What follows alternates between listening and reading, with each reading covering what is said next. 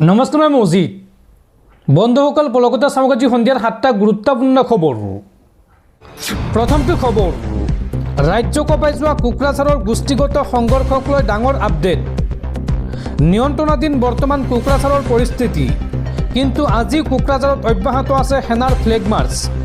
বন্ধ কৰি দিয়া হৈছে ইণ্টাৰনেট সেৱা। জাৰি কৰা হৈছে BNSৰ 163 ধাৰা। কাৰিগাঁৱত আৰক্ষী আৰু নিৰাপত্তাৰক্ষী আৰু ৰেপিড একশ্যন ফ'ৰ্চৰ কটকটীয়া নিৰাপত্তা বেষ্টনী। জীৱন আৰু সা সম্পত্তিৰ সুৰক্ষা বিচাৰি আশ্ৰয় শিবিৰত হাহাকাৰ 1240 গৰাকী লোকৰ। কোকৰাঝাৰত শান্তি শৃংখলা ৰক্ষাৰ বাবে কঠোৰ হৈছে চৰকাৰ। ঘৰ বুলিবলৈ একো নাই। জীৱন আৰু সা সম্পত্তিৰ সুৰক্ষা বিচাৰি আশ্ৰয় শিবিৰত হাহাকাৰ 1240 গৰাকী লোকৰ। কোকৰাঝাৰত অব্যাহত আছে BNSৰ 163 ধাৰা। আজিও বন্ধ আছে ইণ্টাৰনেট সেৱা। কোকৰাঝাৰত শান্তি শৃংখলা ৰক্ষাৰ বাবে কঠোৰ হৈছে চৰকাৰ। মুখ্যমন্ত্ৰীৰ নিৰ্দেশত কোকৰাঝাৰত বাখৰ পাতিছে DGPয়ে। সেনাই আৰম্ভ কৰিছে ফ্লেগ মাৰ্চ। পৰিস্থিতি কিছু সুস্থিৰ যদিও ভিতৰি চেপা উত্তেজনা অব্যাহত আছে। বড়ো আৰু আদিবাসীৰ দুটা সম্প্ৰদায়ৰে 1240 গৰাকী লোক বৰ্তমান আশ্ৰয় শিবিৰত আছে। কাৰিগাঁও হাইস্কুলত আছে আদিবাসী সম্প্ৰদায়ৰ লোকসকল আৰু গজনপুৰী আমিনপাৰা LP স্কুলৰ খেলপথাৰত আশ্ৰয় লৈছে বড়ো সম্প্ৰদায়ৰ লোকসকল। দুটা জনগোষ্ঠীৰ কেইবাটাও পৰিয়ালৰ ঘৰ বাৰী ভস্মীভূত হৈছে। ছাই হৈ গৈছে সকলো সা সম্পত্তি নথিপত্ৰ। আশ্ৰয় শিবিৰত শিশু, মহিলা, বৃদ্ধাৰ হাহাকাৰ। আশ্ৰয়স্থলীসমূহলৈ গৈ পৰিস্থিতিৰ বুজ লৈছে BTCৰ আৰক্ষী মহাপৰিদৰ্শক বিবেক ৰাজ সিঙে। লগতে উপস্থিত হৈছে ৰাজ্য চৰকাৰৰ আইন শৃংখলা মহাপৰিদৰ্শক অখিলেশ সিং। প্ৰশাসনৰ বিৰুদ্ধে ক্ষোভ প্ৰকাশ আশ্ৰয় শিবিৰত থকা লোকসকলৰ। প্ৰশাসনে দুষ্কাৰ্যমূলক ঘটনাসমূহ চলি থকাৰ সময়ত একো ব্যৱস্থা নোলোৱাৰ অভিযোগ উত্থাপন কৰিছে আশ্ৰয় শিবিৰত থকা লোকসকলে। আৰু এতিয়া ক্ষতিপূৰণ আৰু পুনৰ সংস্থাপনৰ দাবী জনাই আশ্ৰয় শিবিৰত হাহাকাৰ লোকসকলৰ। ইতিমধ্যে সেনাৰ এটা কোম্পানী উপস্থিত হৈছে কোকৰাঝাৰত আৰু আৰম্ভ কৰিছে ফ্লেগ মাৰ্চ।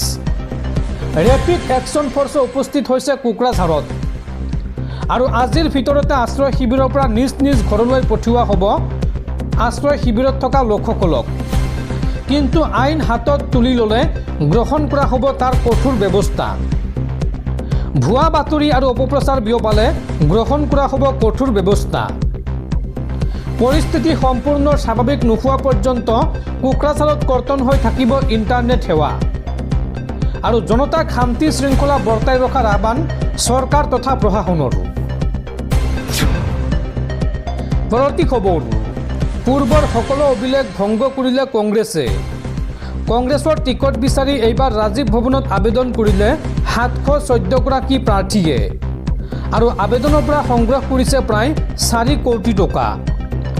28 জানুৱাৰীলৈকে আবেদনৰ সময়সীমা বৃদ্ধি কৰিছে কংগ্ৰেছে। উল্লেখযোগ্য যে 2021 চনৰ বিধানসভা নিৰ্বাচনত প্ৰাৰ্থিত্ব বিচাৰিছিল মাত্ৰ 452 গৰাকীয়ে। পৰৱৰ্তী খবৰ, ৰাজ্যত পুনৰ ভয়ংকৰ ঘটনা। কুঁৱাত কাম কৰি থকাৰ সময়তে মৃত্যুক সাৱটিলে 3 গৰাকী শ্ৰমিকে। ডিফুৰ ডিচামাৰ চালেম টিছ গাঁৱত সংঘটিত হৈছে এই শোকাবহ ঘটনা। কৰ্মৰত অৱস্থাত মৃত্যু হৈছে টিছং তেৰাং, হৰিণ তেৰণ আৰু লংচদাৰ তেৰাঙৰ। ইতিমধ্যে কুঁৱাৰ ভিতৰৰ পৰা 3 শ্ৰমিকৰ মৃতদেহ উদ্ধাৰ কৰিছে SDRF বাহিনীয়ে। দৰ্শকসকল, আৰু বহুতো গুৰুত্বপূৰ্ণ খবৰ আছে। তাৰ আগতে আপোনাক জনাওঁ যে যদি আপুনি এতিয়ালৈকে এইটো ভিডিঅ'ত লাইক কৰা নাই তেন্তে এতিয়াই ভিডিঅ'টোত লাইক কৰি দিয়ক। আৰু এনেকুৱা ধৰণৰ ভিডিঅ' মই নিতৌ চাবলৈ চেনেলটো ছাবস্ক্ৰাইব কৰি কাষত থকা বেল আইকনটো প্ৰেছ কৰি ৰাখক। পৰৱৰ্তী খবৰ, ৰাজ্যৰ হাজাৰ হাজাৰ নিবনুৱা যুৱক যুৱতীলৈ ভাল খবৰ। অসম আৰক্ষীত পুনৰ খালী হৈছে হাজাৰ হাজাৰ পদ। কাইলৈৰ পৰা কৰিব পাৰিব আবেদন। কোনে কোনে এই চাকৰিত কৰিব পাৰিব আবেদন, কি কি ডিগ্ৰী থাকিব লাগিব চাওঁ আহক। ৰাজ্যৰ হাজাৰ হাজাৰ নিবনুৱাৰ বাবে আশাৰ খবৰ। কাইলৈৰ পৰা পুনৰ হাজাৰ হাজাৰ খালী পদত আবেদনৰ সুযোগ আগবঢ়াইছে অসম চৰকাৰে। অসম আৰক্ষীত চাকৰি কৰাৰ সপোন পূৰণ হ'ব আপোনাৰ। 2000তকৈ অধিক খালী পদত কৰিব পাৰিব আবেদন। পূৰ্বে প্ৰকাশিত বিজ্ঞাপনৰ বৰুৱা হ'ল আবেদনৰ সময়সীমা।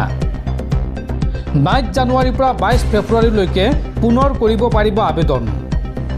পূৰ্বে প্ৰকাশিত বিজ্ঞাপন অনুসৰি 16 জানুৱাৰী আছিল আবেদনৰ অন্তিম সময়। আৰু ৰাজ্যৰ হাজাৰ হাজাৰ নিবনুৱাক ভাল খবৰ দি আবেদনৰ দ্বিতীয় পৰ্যায় ঘোষণা অসম চৰকাৰৰ।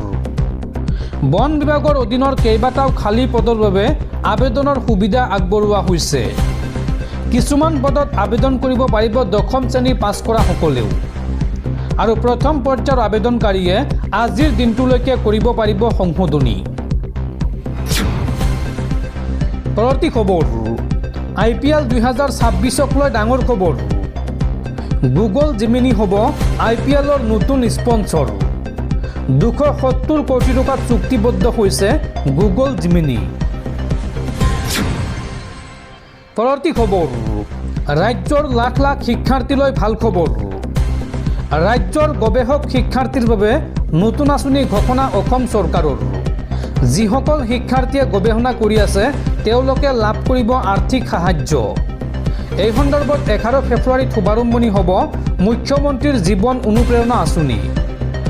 আৰু এই আঁচনিৰ অধীনত গৱেষক শিক্ষাৰ্থীলৈ প্ৰদান কৰা হ'ব 25,000 টকাৰ আৰ্থিক সাহায্য। লগতে দিব্যাংগ গৱেষক শিক্ষাৰ্থীলৈ প্ৰদান কৰা হ'ব 40,000 টকাৰ আৰ্থিক সাহায্য। সামাজিক মাধ্যমৰ জৰিয়তে এই ঘোষণা মুখ্যমন্ত্ৰী ডক্টৰ হিমন্ত বিশ্ব শৰ্মাৰ।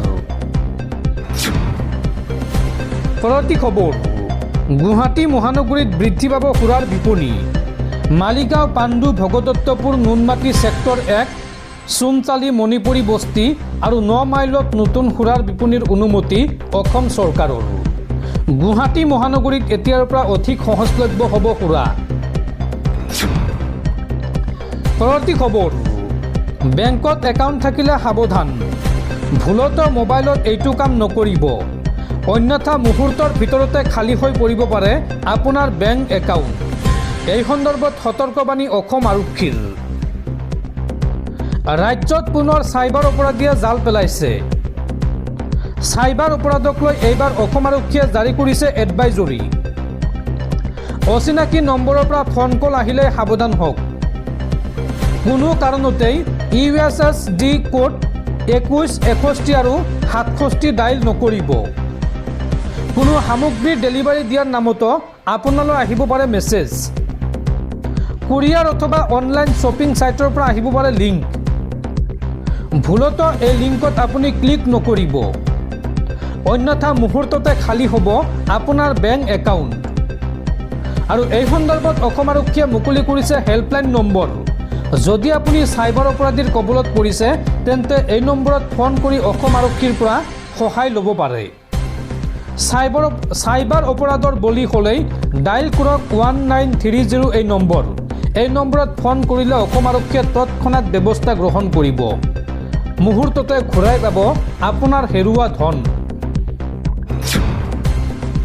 পৰৱৰ্তী খবৰ, কাইলৈৰ পৰা 24 জানুৱাৰীলৈকে অনুষ্ঠিত হ'ব ঐতিহাসিক জোনবিল মেলা। প্ৰতি বছৰৰ দৰে এইবাৰো বিভিন্ন জাতি জনগোষ্ঠীৰ লোকৰ সমন্বয়ৰ ভূমি জোনবিলৰ পাৰত পাহাৰ ভৈয়ামৰ সম্প্ৰীতিৰ নিদৰ্শন দেখিবলৈ পোৱা যাব।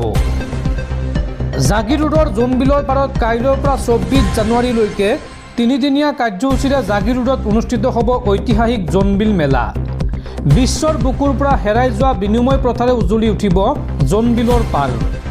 পাহাৰত উৎপাদিত কৃষিজাত সামগ্ৰীৰ মেটমৰা সম্ভাৰ লৈ কাৰ্বি আংলং, মেঘালয়ৰ শতাধিক গাঁৱৰ পৰা আহিব পাহাৰৰ মামা মামী, য'ত পুনৰ এবছৰৰ অন্তত মিলন ঘটিব পাহাৰ ভৈয়ামৰ লোকসকলৰ। মেলা সমিতিয়ে ইতিমধ্যে ইয়াৰ বাবে প্ৰস্তুতি চলাইছে। প্ৰতি বছৰৰ দৰে এইবাৰো বিভিন্ন জাতি জনগোষ্ঠীৰ লোকৰ সমন্বয়ৰ ভূমি জোনবিলৰ পাৰত পাহাৰ ভৈয়ামৰ সম্প্ৰীতিৰ নিদৰ্শন দেখিবলৈ পোৱা যাব। আধুনিক মুদ্ৰাক অচল কৰি বিশ্বৰ বুকুৰ পৰা হেৰাই যোৱা বিনিময় প্ৰথাৰে উজ্বলি উঠিব জোনবিলৰ পাৰ। উল্লেখযোগ্য যে কাইলৈ পুৱা পতাকা উত্তোলন আৰু মাংগলিক অনুষ্ঠানৰ লগতে তিৱা জাতীয় জীৱনৰ সৈতে জড়িত গৃহ মুকলি কৰিব। লগতে পাহাৰৰ মামা মামীসকল সামগ্ৰী বিনিময়ৰ বাবে মেলালৈ আহিব। 23 জানুৱাৰী পুৱা ঐতিহাসিক বিনিময় প্ৰথাৰে হাত মুকলি কৰা হ'ব আৰু তাৰ পাছতে জোনবিলৰ পাৰত সমূহীয়া মাছ ধৰা পৰ্ব অনুষ্ঠিত কৰিব। ইপিনে এই কাৰ্যসূচীৰ অংশ হিচাপে মধ্য অসমৰ পৰম্পৰাগত তিৱাসকলৰ ৰাজদৰবাৰত 22গৰাকী তিৱা ৰজাক মুখ্যমন্ত্ৰী হিমন্ত বিশ্ব শৰ্মাই ৰাজভাট্টা প্ৰদান কৰিব। ইয়াৰ লগতে তিৱা আৰু অসমীয়া ভাষাৰ কবি সন্মিলন, বিভিন্ন নৃত্য গীতৰ কাৰ্যসূচী আৰু সুস্বাদু খাদ্যৰ মেলা অনুষ্ঠিত হ'ব।